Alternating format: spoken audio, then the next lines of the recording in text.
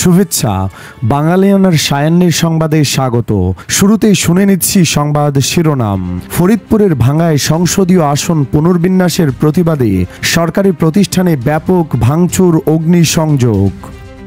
নিজ অবস্থান ছাড়তে নারাজ রাজনৈতিক দলগুলো, ঐক্যমত্য কমিশনের মেয়াদ বাড়ছে। কুষ্টিয়ায় দুর্গাপূজা উপলক্ষে নির্মিত প্রতিমা ভাঙচুর। আগামী বছরও শিক্ষার্থীদের হাতে সময়মতো বই পৌঁছানোর সম্ভাবনা নেই। লন্ডনে অভিবাসনের বিরুদ্ধে ডানপন্থীদের ব্যাপক বিক্ষোভ, পুলিশের উপর হামলা। এবার অন্যান্য সংবাদের সঙ্গে বিস্তারিত। ফরিদপুরের ভাঙ্গায় সংসদীয় আসন পুনর্বিন্যাসের প্রতিবাদে ভাঙ্গা উপজেলা পরিষদ ও ভাঙ্গা থানায় হামলা চালিয়েছেন বিক্ষোভকারীরা। কিছু সংখ্যক পুলিশ সদস্য পরিস্থিতি নিয়ন্ত্রণে আনতে গেলে জনতার ধাওয়া খেয়ে তারা মডেল মসজিদে আশ্রয় নিয়েছেন। 15ই সেপ্টেম্বর সোমবার 1:15 দিকে বিক্ষোভকারীরা ঢাকা খুলনা মহাসড়কের আলগি ইউনিয়নের সোয়াদি থেকে ভাঙ্গা গোলচত্বর এলাকায় এসে পৌঁছান। এ সময় বিক্ষোভকারীরা সাংবাদিকদের ভিডিও করা ও ছবি তুলতে বাধা দেন। পুলিশ সদস্যরা বিক্ষোভকারীদের সড়ক থেকে সরিয়ে দেওয়ার চেষ্টা করে ব্যর্থ হয়েছেন। বিক্ষোভকারীরা ভাঙ্গা উপজেলা পরিষদ ও ভাঙ্গা থানায় ভাঙচুর চালিয়েছেন। অগ্নিসংযোগ করেছেন উপজেলা অফিসার্স ক্লাবে। শেষ খবর পাওয়া পর্যন্ত ভাঙ্গার বিভিন্ন জায়গা থেকে জনস্রোত উপজেলা সদরের দিকে আসছিল। কেউ আসছিলেন পায়ে হেঁটে, কেউ ভ্যান নসিমনে, কেউ মোটরসাইকেলে করে। এদিকে দুই মহাসড়কে যানবাহন চলাচল বন্ধ হয়ে যাওয়ায় যাত্রীরা চরম দুর্ভোগে পড়েছেন। এ বিষয়ে জানতে চাইলে পুলিশের ভাঙ্গা সার্কেল, ভাঙ্গা থানার ওসি ও উপজেলা নির্বাহী কর্মকর্তাকে ফোন করা হলেও তারা কেউই কথা বলেননি। জুলাই জাতীয় সনদের সংবিধান সম্পর্কিত সংস্কার প্রস্তাবগুলো বাস্তবায়নের উপায় নিয়ে রাজনৈতিক দলগুলোর সঙ্গে জাতীয় ঐক্যমত্য কমিশনের দ্বিতীয় দিনের আনুষ্ঠানিক আলোচনায়ও কোনো ফল আসেনি। 14 সেপ্টেম্বর রোববার কমিশনের সভাপতি ও প্রধান উপদেষ্টা অধ্যাপক মোহাম্মদ ইউনূসের সামনে বিএনপি, জামায়াতে ইসলামী ও জাতীয় নাগরিক পার্টি তাদের আগের অবস্থানে তুলে ধরেছে। রোববার আলোচনায় নির্বাচনের প্রসঙ্গ উঠে আসে। বিএনপি বলেছে, ফেব্রুয়ারিতে নির্বাচন হতেই হবে। নির্বাচন নিয়ে কোনো অনিশ্চয়তার সৃষ্টি হলে জাতীয় ও আঞ্চলিক নিরাপত্তা হুমকির মুখে পড়তে পারে।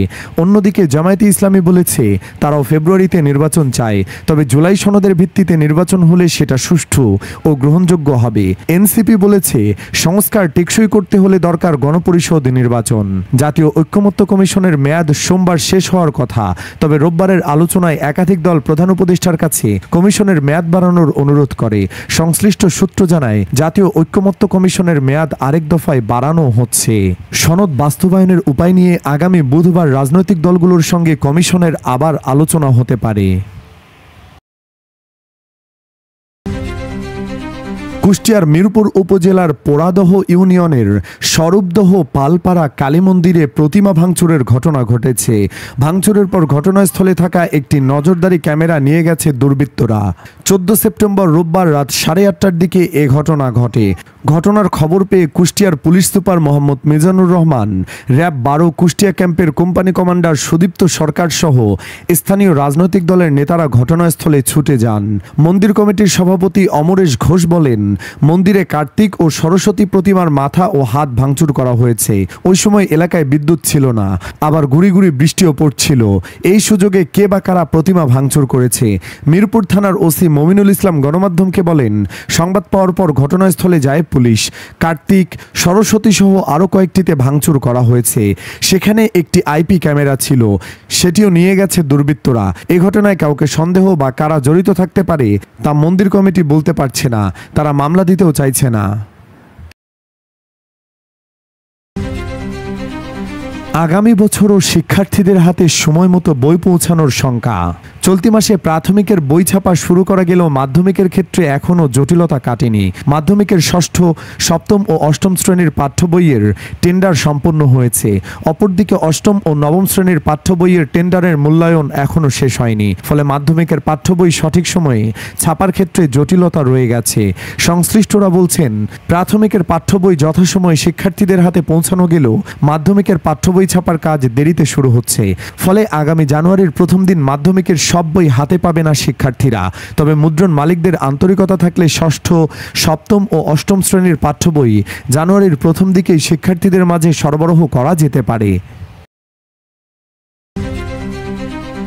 উগ্র ডানপন্থী অ্যাক্টিভিস্ট টমি রবিনসনের উদ্যোগে লন্ডনের হোয়াইট হল এলাকায় একটি বাম বিরোধী অভিবাসন ও শরণার্থী বিরোধী মত প্রকাশের স্বাধীনতার নিশ্চয়তা চেয়ে ব্যাপক বিক্ষোভ হয়েছে। এ সময় বিক্ষোভকারীরা ব্রিটিশ সাম্রাজ্যের ঐক্যবদ্ধ সহাবস্থানও দাবি করেন। এ সময় পুলিশের উপর আক্রমণ চালায় বিক্ষোভকারীরা এ সময় যুক্তরাষ্ট্রের অতি ডানপন্থী অভিবাসন বিরোধী নেতা চার্লি কার্কের হত্যাকাণ্ডের ঘটনায় শোক জানান। এই বিক্ষোভে অংশ নিয়ে ধনকুবের ইলন মাস্ক কার্ক হত্যাকাণ্ডের ঘটনাকে বামপন্থীদের হত্যার উৎসব বলে দাবি করেন। তিনি বলেন, যুক্তরাজ্যের হাতে আর সময় নেই। লেবার পার্টি নিয়ন্ত্রিত পার্লামেন্ট বিলোপ করে নতুন নির্বাচনের দাবিও তোলেন তিনি। এই বিক্ষোভে উপস্থিত ছিলেন ফরাসি ডানপন্থী রাজনীতিবিদ এরিক জেমৌর এবং জার্মান রাজনৈতিক দল অল্টারনেটিভ ফর জার্মানির নেতারা। জেমৌর দাবি করেন, তাদের দেশ একসময় যাদের উপর কলোনি স্থাপন করেছিল তারাই এখন ইউরোপের এসব দেশকে কলোনি বানিয়ে ফেলছে। চট্টগ্রাম বন্দরের নতুন মাশুল নির্ধারণ করে গেজেট প্রকাশিত হয়েছে। 14 সেপ্টেম্বর রোববার বন্দর chairman rear admiral S M মনিরুজ্জামানের সই করা এক প্রজ্ঞাপনে এই গেজেট প্রকাশিত হয়। নতুন এ মাশুল 15 সেপ্টেম্বর সোমবার থেকে কার্যকর হবে বলে গেজেটে উল্লেখ করা হয়।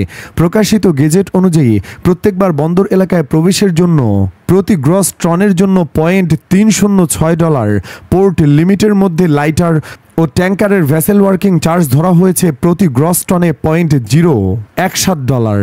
এর সঙ্গে ডেঞ্জারাস গুডস ভেসেলের ক্ষেত্রে ঘোষিত চার্জের 25%, ডেড ভেসেলের জন্য 50%, লাইটারের জন্য 50%, ডিলে ওভার ইস্টে চার্জ হিসেবে 5% অতিরিক্ত মাশুল নির্ধারণ করা হয়েছে। বন্দরে জাহাজ প্রবেশের জন্য জাহাজের প্রতি মুভমেন্টের জন্য সর্বনিম্ন পাইলটিং চার্জ ধরা হয়েছে $800। তাছাড়া 10,000 গ্রস টনের ওপরের ভেসেলের জন্য প্রতি গ্রস টনের জন্য $0.08 ধরা হয়েছে। এর সঙ্গে ব্রেকিং জার্নি হলে ঘোষিত চার্জের 50%, ডেট ভেসেলের ক্ষেত্রে 50%, প্রবেশ বাতিলের জন্য প্রতিবারের জন্য $200, নাইট নেভিগেশন ভেসেলের জন্য 25%, বার্থ শিফটিংয়ের জন্য প্রতি মুভমেন্ট $80, কর্ণফুলী নদীর বাইরের অংশে পাইলটিংয়ের জন্য 50% অতিরিক্ত মাশুল নির্ধারণ করা হয়।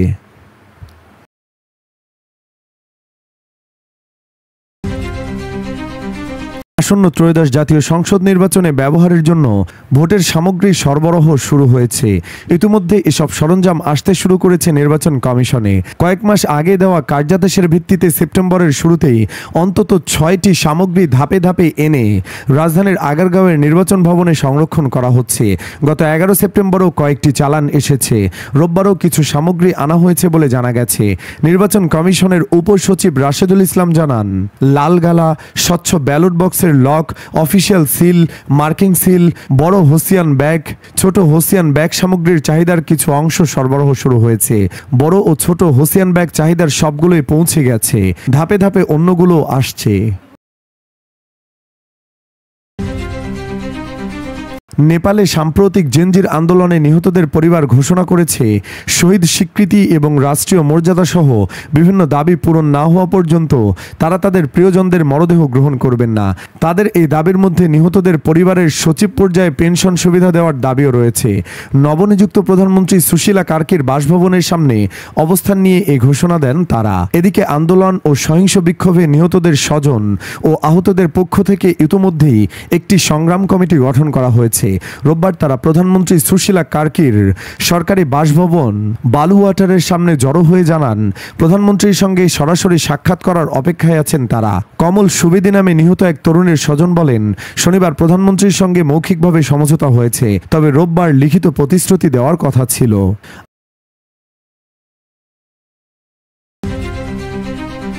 ভারতের আসামে ছাত্র সংঘর্ষে লিপ্ত থাকার অভিযোগে 5 বাংলাদেশের ছাত্রকে বহিষ্কার করেছে national institute of technology college কর্তৃপক্ষ।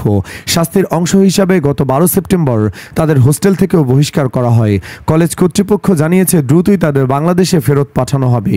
এনআইটি সূত্রে জানা যায়, গত 9 সেপ্টেম্বর এই হামলার ঘটনা ঘটে, যেখানে বাংলাদেশ থেকে এনআইটিতে অধ্যয়ন করতে আসা তৃতীয় বর্ষের একদল ছাত্র বাংলাদেশেরই ফাইনাল বর্ষের আরেক দল শিক্ষার্থীদের উপর হামলা চালায় বলে অভিযোগ ছিল।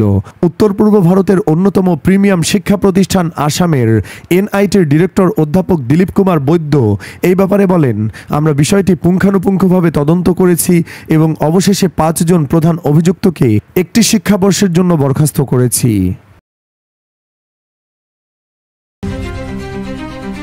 বাংলাদেশ রেলওয়ের জন্য 20টি মিটার গেজ লোকোমোটিভ কেনার সহায়তা হিসেবে 129 কোটি 54 লাখ টাকার প্রায় 1,591 কোটি টাকা অনুদান দিচ্ছে চীন। দীর্ঘদিন ধরে পুরনো ইঞ্জিনের কারণে যে সংকট চলছে তা নিরসনে এই উদ্যোগ গুরুত্বপূর্ণ ভূমিকা রাখবে বলে মনে করছে রেল কর্তৃপক্ষ। পিডিপিপি অনুযায়ী প্রকল্পটির মোট ব্যয় ধরা হয়েছে 1,635 কোটি টাকা। এর মধ্যে 1,591 কোটি টাকা দেবে চীন এবং বাকি 44 কোটি টাকা আসবে সরকারি তহবিল থেকে। প্রকল্পটি 2026 সালের জানুয়ারি থেকে শুরু হয়ে 2027 সালের ডিসেম্বরের মধ্যে শেষ করার পরিকল্পনা আছে। এ সময়ের মধ্যে 20টি লোকোমোটিভ সরবরাহ ছাড়াও খুচরা যন্ত্রাংশ, যন্ত্রপাতি এবং বাংলাদেশি প্রকৌশলী ও মেকানিকদের প্রশিক্ষণের ব্যবস্থাও থাকবে, যাতে প্রযুক্তি ও জ্ঞানের স্থানান্তর নিশ্চিত হয়।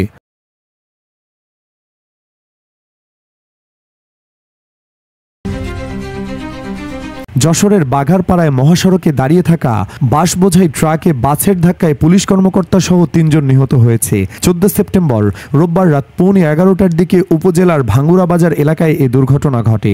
নিহতরা হলেন নড়াইলের লোহাগাড়া থানাধীন লাহুরিয়া তদন্ত কেন্দ্রের উপপরিদর্শক ও যশোর বাঘারপাড়া পুকুরিয়া গ্রামের নিশিকান্ত আড্ঢের ছেলে নিক্কন আড্ঢ, যশোর সদরের বসুনি এলাকার আহমেদ আলীর ছেলে আক্তার হোসেন এবং যশোর শহরতলির ভেকুটিয়া এলাকার আব্দুল মজিদের ছেলে আবু জাফর। বিরোধী দলের উপর সরকারের দমনপীড়নের অভিযোগে উত্তাল তুরস্কের রাজনীতি। 14 সেপ্টেম্বর রোববার রাজধানী আঙ্কারায় প্রধান বিরোধী দল রিপাবলিকান পিপলস পার্টির বিশাল সমাবেশে যোগ দেন লাখো মানুষ। সমাবেশে এরদোগান সরকারের পদত্যাগ দাবি করেন বিরোধী নেতারা। রয়টার্সের প্রতিবেদনে বলা হয়, আঙ্কারার টানদোগান স্কোয়ারে এক বিশাল সমাবেশ করে রিপাবলিকান পিপলস পার্টি সিএইচপি, যেখানে সমবেত হন কয়েক লাখ মানুষ। হাতে তুর্কি পতাকা আর দলীয় ব্যানার নিয়ে এরদোগান সরকারের পদত্যাগের দাবি জানান তারা। গত কয়েক মাসে সিএইচপি এর একাধিক মেয়র এবং শতাধিক পৌর কর্মচারীকে দুর্নীতির অভিযোগে গ্রেফতার করা হয়েছে। এর মধ্যে রয়েছে ইস্তাম্বুলের মেয়র এবং বর্তমান প্রেসিডেন্ট রিসেপ তাইয়েপ এরদোগানের মূল প্রতিদ্বন্দ্বী এক্রেম ইমামোগলু। সিএইচপির দাবি, এসব গ্রেফতার এবং দুর্নীতির অভিযোগ মিথ্যা। বিরোধী দলকে দুর্বল করতে পরিকল্পিত অবৈধ অভিযান চালাচ্ছে সরকার, যা এরদোগানের আগামী প্রেসিডেন্ট নির্বাচনের পথ প্রশস্ত করবে। ঢাকার সাভারের আশুলিয়ায় একই পরিবারের 3 জনের মরদেহ উদ্ধার করেছে পুলিশ। 14 সেপ্টেম্বর রোববার রাত 8টার দিকে আশুলিয়ার নরসিংহপুর এলাকার হামিম গ্রুপের 3 নম্বর গেট সংলগ্ন একটি বাসা থেকে মরদেহগুলো উদ্ধার করা হয়। নিহতরা হলেন রাজমিস্ত্রি রুবেল, তার স্ত্রী পোশাক শ্রমিক সোনিয়া আক্তার এবং তাদের শিশুকন্যা জামিলা। প্রত্যক্ষদর্শীরা জানান, রাতে আশুলিয়ার নরসিংহপুর এলাকার ভাড়া বাড়িতে স্বামী, স্ত্রী এবং সন্তানের মরদেহ দেখতে পায় প্রতিবেশীরা। তারা দেখেন খাটের উপর স্ত্রী ও সন্তানের নিথর দেহ পড়ে আছে, আর স্বামীর মরদেহ ঘরের আড়ার সঙ্গে ঝুলছিল। পরে প্রতিবেশীরা আশুলিয়া থানায় খবর দিলে পুলিশ ঘটনাস্থল পরিদর্শন করে। লন্ডনে হামলার শিকার হয়েছেন এক বাংলাদেশি তরুণ। তিনি জানিয়েছিলেন, তার হিজাব পরা মাকে উদ্দেশ্য করে বর্ণবাদী মন্তব্যের প্রতিবাদ করেছিলেন তিনি। এর জেরে তিনি হামলার শিকার হন। 10 সেপ্টেম্বর স্থানীয় সময় সন্ধ্যা 6টায় হিথ্রো বিমানবন্দর এলাকার আশফোর্ডের চার্চ রোডে এই হামলার ঘটনা ঘটে। হামলায় আহত তরুণের নাম ইখতিয়ার মৃধা। হামলায় জড়িত থাকার অভিযোগে শ্বেতাঙ্গ বাবা ও ছেলেকে গ্রেফতার করেছে পুলিশ। ইখতিয়ার জানান, হিথ্রো বিমানবন্দর থেকে মা ও ছোট ভাইকে নিয়ে গাড়ি চালিয়ে পূর্ব লন্ডনের বাসায় ছিলেন তিনি। পথে ছোট ভাইয়ের খাবার কেনার জন্য আশফোর্ড এলাকার চার্চ রোডের একটি দোকানের সামনে গাড়ি পার্ক করেন তিনি। তখন গাড়ি থেকে তার মা নাহিদা আক্তার নামেন। পাশ দিয়ে যাওয়া 40 বছর বয়সী এক শ্বেতাঙ্গ নাহিদাকে উদ্দেশ্য করে বর্ণবাদী মন্তব্য করেন। এটা শুনে ইখতিয়ার প্রতিবাদ করেন। বর্ণবাদী মন্তব্যের জন্য শ্বেতাঙ্গ ব্যক্তিকে দুঃখ প্রকাশ করতে বলেন তিনি। তখন ওই ব্যক্তি তার গাড়ি থেকে একটি ব্যাট এনে ইখতিয়ারের মাথায় আঘাত করেন। এই হামলায় শ্বেতাঙ্গ লোকটির বাবাও অংশ নেন। গাড়ি নিয়ে পালিয়ে যাওয়ার সময় নাহিদা হামলাকারীদের বাধা দেন। তারা নাহিদার উপর গাড়ি তুলে দেওয়ার চেষ্টা করেন। ইখতিয়ার টান দিয়ে তার মাকে সরিয়ে নেন। পরে হামলাকারীরা পালিয়ে যান।